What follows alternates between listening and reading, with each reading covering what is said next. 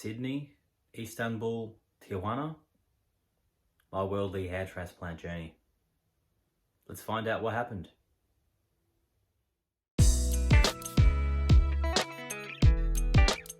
Hey guys, Andy from Hair Today here. So this video comes basically based on a great suggestion from Juan Carlos, who suggested that I make a video based on my experience with the different regions that I've actually received hair transplants. Now, I've been all around the world to get my hair done, and you know, it's been a different experience everywhere I've been. I first started everything in Sydney, Australia. I'm from Australia. I'm from Melbourne, and I had my consultation in Melbourne back in 2009 with the Martinique clinic. Everything seemed to be pretty above board. I did a lot of research based on my needs, and everything sort of come up. Martinique, Dr. Jennifer Martinique was the best for what I needed. FUE was still sort of relatively new at that point. It hadn't been as refined as it is today. So therefore I didn't even look at that as an option. Now, fast forward to Dr. Martinique's consultation. I had a consultation with her sales assistant first, and everything went well. They said I needed 1,740 or 1,700-ish grafts based on my needs at that time. Everything seemed okay. I mean, the price wasn't okay, but I mean, we'll get to that in a minute. My secondary consultation was with Dr. Martinique, and everything seemed okay. Finally got a chance to book it in, and in Sydney at the Bondi Junction clinic, and which is not very far from Bondi Beach. I'm sure some of you guys overseas have heard of Bondi. It's a nice beach area. Anyway, Bondi Junction clinic, it was a little bit earlier than if I had it done in Melbourne, so obviously I wanted it sooner rather than later. And they included a flight with that. So the total cost for my transplant, which ended up being 1,740 grafts, was 14,500 Australian dollars. Now that was back in 2009.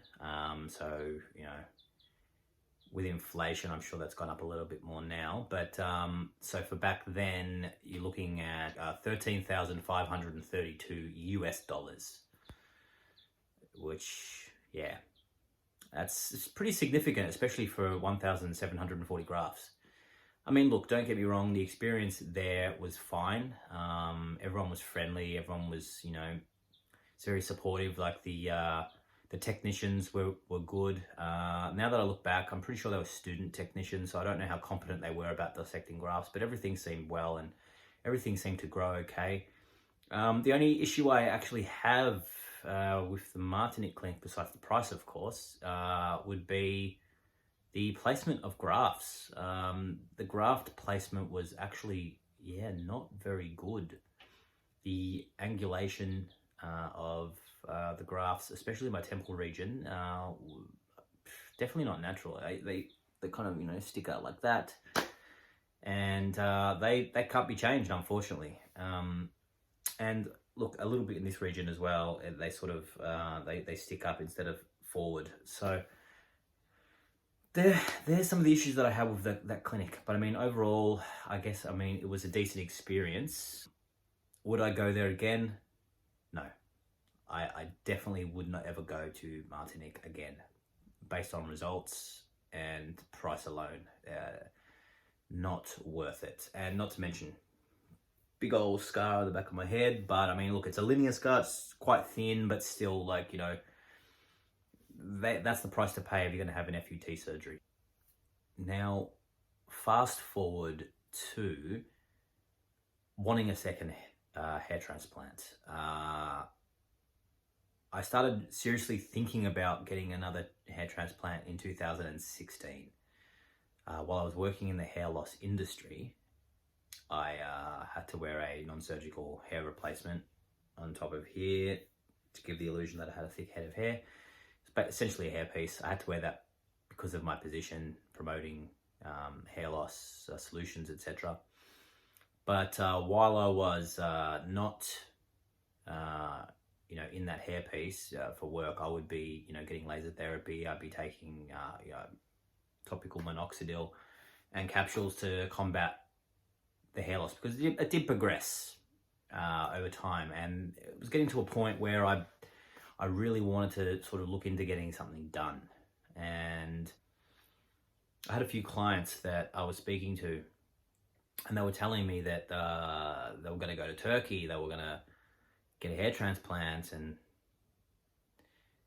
I never really thought about going overseas to get a hair transplant prior to that.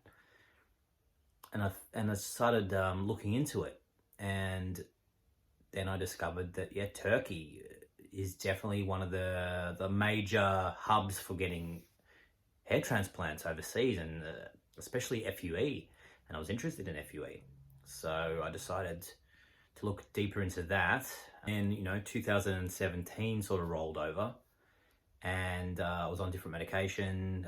The oral minoxidil had come out, and started taking that. My hair loss started getting a little bit better, reversing, and it was improving, and I was getting happy with that, but I still needed something done. So I decided, what the heck, I'm going to look into this further. Found a clinic. I had a few different consultations here and there, but I ended up ultimately deciding on the Maral clinic in Turkey, in Istanbul. And, it was a consultation for email, sending photos, and I was dealing with Dr. Maral directly when it came to email. And, he assessed everything, and he suggested, the amount of grafts that I would require. It has the offer of unlimited grafts. Now, obviously not unlimited grafts, because that sounds ridiculous, just unlimited, but unlimited grafts in terms of as many as they can harvest safely on the day. He said I would need roughly around 3,000 grafts to achieve my desired density. However, it could be more, it could be less, depending on how many they can safely harvest. Okay, so I didn't have to put any deposits down or anything like that. I just had to book the surgery in and then pay on the day. So the price for my surgery overseas was 2,100 euros in 2017, which equals 2,500 US dollars back then, or 3,100 Australian dollars.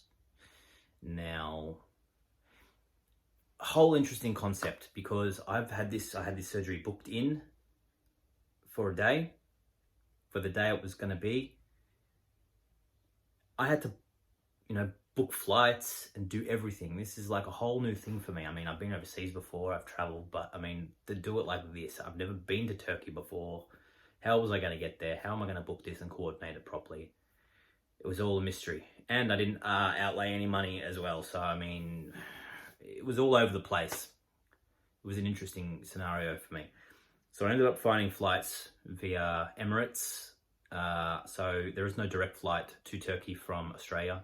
So I had to fly in from Melbourne to Dubai, and then from Dubai, layover, transfer, and then to Istanbul. And did all that. Once we were landed at Istanbul, we got picked up from the airport, from the driver, which was fantastic, and we got transferred to the hotel, which thankfully was included as part of that. 3-night stay in the hotel was included, and the airport transfer was included. So that was really good. The driver spoke English as well as German and Turkish as well. So he spoke a few different languages, which was fantastic, which helped the situation. But look, his English was great, so I could understand everything that was going on. I felt pretty comfortable there. Now, the hotel that I stayed at there were other people staying there that were also getting surgeries done, and they were from different countries, and I ended up being friends with them and making friends with them there and then, and they all spoke English because, you know, some were from the US or the UK, and I got to speak with them, so that made me feel at ease. So then when it came to getting the day of the surgery, it was interesting. I see the receptionist person, which is, I'm assuming, his partner as well, because, you know, you could sort of see there was like business mind behind the way she talked. Had to sign some papers and instantly pay cash. It was very quick, and I just paid it right away, and then, yeah, paid the cash before I got the surgery. Fair enough. Then they prepped me for surgery. Dr. Morel assessed me first, you know, drew the hairline where he wanted to place in grafts. His English was fine. I had a bit of a fight with him, actually, about wanting to do the temples. He didn't want to do the temples. I insisted that he do the temples. And it got a little bit heated at one point where he's like, well, you know, you don't have to be here. You don't have to do the surgery. I don't want to do the temples because then... And it was a weird thing. It was a little bit strange, actually. He goes, look, I don't want to do the temples for you, because then other people will start asking to do the temples, and it's a difficult surgery to continually do. And I thought that was a bit weird to say, but, you know, he could see that I really wanted it done. So he said, look, I'll make a deal with you. If you don't, you know, tell anyone or let it be known that you had the surgery done on your temples, the grafts placed in your temples, I'll do it for you as a goodwill thing. I'm like, okay, that's interesting. And I said, oh, I agreed to that. So then, you know, I got the temples done. So anyway, that got drawn in and we got that all sorted out. Then it got to the point where we're looking at harvesting the grafts. Now, his technicians do everything, it turns out. He does not do a thing. He didn't place any grafts. He didn't put any incisions, nothing. He did nothing. He just overlooked the surgery every now and then to make sure his technicians were doing everything okay. Now, here's the thing when it comes to this surgery, his technicians do not speak English. It was very difficult to communicate with them if there was something up. And believe me, it was, I felt a bit funny at the time. But ultimately, I mean, it was fine. Everything went well. I mean, but anyway, halfway through the surgery, you know, got lunch standard, just like I did in Sydney. And it was great. It was actually a really nice lunch, way better than the Sydney lunch. Let me tell you, it was this nice doner kebab with chips and, you know, garlic sauce, and it was just very, very nice. Very tasty food, and I was very pleased with that. Now, because I had the surgery in Turkey, everything, you know, after everything was said and done, everything was great. I was happy with the surgery, happy with the outcome at that time. Now, 3 days hotel stay. What do I do after that? Do I fly back to Australia? No, I don't. I didn't want to do that because I came all that way to Turkey to get a hair transplant. So why not make the most of it? I made a holiday of it. I made a vacation. I mean, I extended the stay beyond those 3 days and stayed 17 days in Turkey, and I explored all over the place. I explored places I've always wanted to see. I went to the Grand Bazaar, went to the Blue Mosque. You know, the Bosphorus River, I saw that. I went on a bus tour, so I went to the European and Asian side of Turkey. I also went to Gallipoli, which, if you know about Australian history, the Anzacs fought there in World War One. It's an important moment in history for an Australian, and to see this. So, I went on a Gallipoli tour, and, all these things that I always wanted to see that were on my list, I got to do. So, I mean, that in itself was just well worth getting a hair transplant and going to Turkey for. I got so much more value out of that trip than I did with Sydney, for example. I mean, when I got my hair transplant done in Sydney, that was my first time to go to Sydney ever. And I saw the usual things, the Sydney Harbour Bridge, the Opera House, etc. But I mean, it's not as exciting as going overseas and seeing something completely different, a whole new culture, a whole new experience.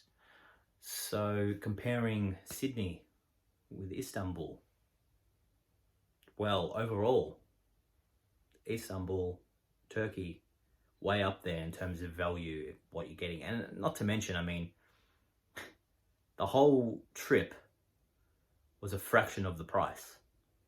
So even factoring in the actual flight, which was about $1,600 Australian, added to the cost of the actual surgery, you're looking at what was it, $4,700 all up, and then plus the spending money. And not to mention, I had to do a layover in Dubai anyway, so I made a holiday out of that as well. So I got to see Dubai and got to see all the crazy things that go on there. The Burj Khalifa, the tallest building in the world, I got to see that. I mean, in terms of value, like I said, it was just a much greater value experience than just Sydney alone. So for that reason, I rate Turkey higher than I do Sydney, most definitely. Then when we get to my third surgery, FUE once again, it's Tijuana. Now, never thought I would actually ever get a surgery done in Tijuana, to be quite honest with you. Never even considered it, never even thought about it. And the only reason I actually did it is because of Fred Riley. I documented my Turkey hair transplant journey. And by uploading those videos and getting to know YouTube a little bit, that's how I discovered Fred Riley's videos and what he was doing. And then I reached out to him and asked him questions, and we started talking. And then the following year, in 2018, I went to the US on a holiday. It was my third time in the US. I reached out to Fred and said, hey, we should meet up, and just catch up. And, I got to know Fred, and we caught up on my last day, and we had lunch. It was really good. We had lunch in Los Angeles. It was great. We got to talking, and I saw his results firsthand and how great they looked. And I was considering getting a third hair transplant at that point anyway. So I looked into it a little bit, and then I said, hey, look, man, if I ever get one, would you help me out a little bit? Would you come with me? And he said, hands down, I'll help you out, no problem at all. I'll come with you. We'll have a good time. We'll go for the weekend, and it'll be a good experience for you. And I thought, wow, okay, that's fantastic. That's a great offer. And the next year, 2019 comes by, and I'm going to the US again anyway, on another vacation. So I wanted to make sure that Fred was still okay to come with me to Tijuana, because I was talking with the HMR at this point. I did my due diligence. I sent off photos. Initially, I was looking at getting 600, but then they suggested 1,000. It's all mainly for the hairline, because I wanted to thicken that up a little bit. I've got quite fine hair, so I needed extra surgery to basically create that denser look on my forehead. My hairline.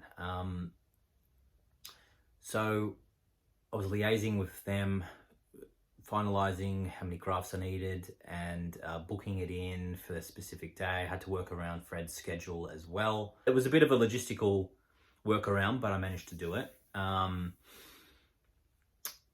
When it came to booking in the surgery for Tijuana and HMR, they required a deposit of $500 US, which is fine to book the surgery, and I was quite comfortable with paying that, knowing that there were a few people that had been there before. Fred, number one, absolutely, completely trustworthy.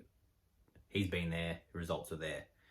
Then Moses Amaya, he was doing videos as well at that point. He actually had surgery a week before me, so go figure.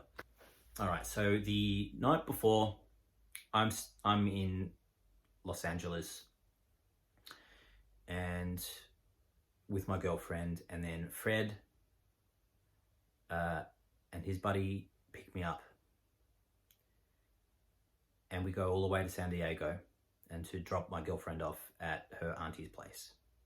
She magically she had an auntie there right near the border, as a matter of fact.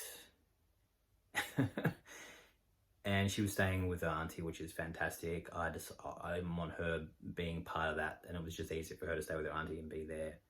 Now, I didn't know what to expect. I'd never been to Mexico before. I didn't know what to expect. It was an amazing experience, actually. We get in the car, we just drive. There's no process, we just drive in. Driving in's easy. Getting back, that's a whole other thing. So we drive there, we get to the hotel, book in, because the hotel is included, 2-night stay in the hotel is included. So we stayed at the hotel, got in, settled down. Next day, we go to the clinic, and I get sorted out. Now, they all speak English there. That was fine. Everyone was really friendly, so I had no problem. But Fred was there as moral support, which was great. They were happy to sit. The doctors were happy to see him. They know him, of course. He's referred a few clients there before, so of course, you know, they're very happy to see him. I'm in the robe. I'm getting everything sorted. They do the surgery. Halfway through, I have, halfway break, I have lunch. Fantastic lunch. Really enjoyed it. Go back to it. Everything went completely smoothly. Honestly, it was the smoothest surgery out of all of them. The way they placed the grafts, the way they harvested the grafts. Most importantly, Dr. Cortez performed the surgery. The thing that differed as well with the surgeries was the technique in which they used to implant the hairs. Sydney did it the traditional way, where she made an incision and then the hair was implanted. The exact same method was done in Turkey, but with HMR, they used an implanter pen. Load the hair up and straight into the scalp. And I think that's what really aided in recovery time as well, and like the healing and all that kind of thing. I suppose the preconceived idea of Tijuana and surgery is not good. You know, people have this idea in their mind, this stereotype of Tijuana, it's dangerous, it's this, it's that. I'm sure, you know, there is some element of danger there. I'm sure there are, you know, bad surgeons there, but look, there are also great surgeons there. There are also, you know, good people there, and I had a great experience. Now, the total cost of my surgery was $2,300 US, or 3,400 Australian dollars as of 2019. A little bit more expensive than Turkey, and getting less grafts. However, the quality of the surgery, the efficiency of the surgery, hands down a lot better than Turkey, and a hell of a lot better than Sydney. So yeah, after the surgery, Fred and his buddy took me around, went to these different beaches, got this seafood feast, prawns, oysters, scallops, and it was just amazing, and a fraction of the cost of what it would cost in Australia or the US for that matter. And it was just quality seafood directly from the ocean. It was just fantastic. That's my experience, guys. Look, a long video, I know, but that's my experience of all three. My worldly hair transplant adventure. Sydney, Istanbul, Tijuana. Sydney, okay. Istanbul, fantastic in terms of experience. Surgery, no, acceptable. Tijuana, the best out of all three. It was the best experience, the best surgery. Healing time was fast. Growth, everything, quick. Results, well, they speak for themselves, don't they? This is my hair. I'm very happy with it. And I appreciate the great suggestion for the video. Yeah, that's it, guys. I hope you enjoyed it. If you found it interesting and enjoyed it, like the video, subscribe, hit that bell for more future videos. Until the next time, guys, you take it easy. Peace.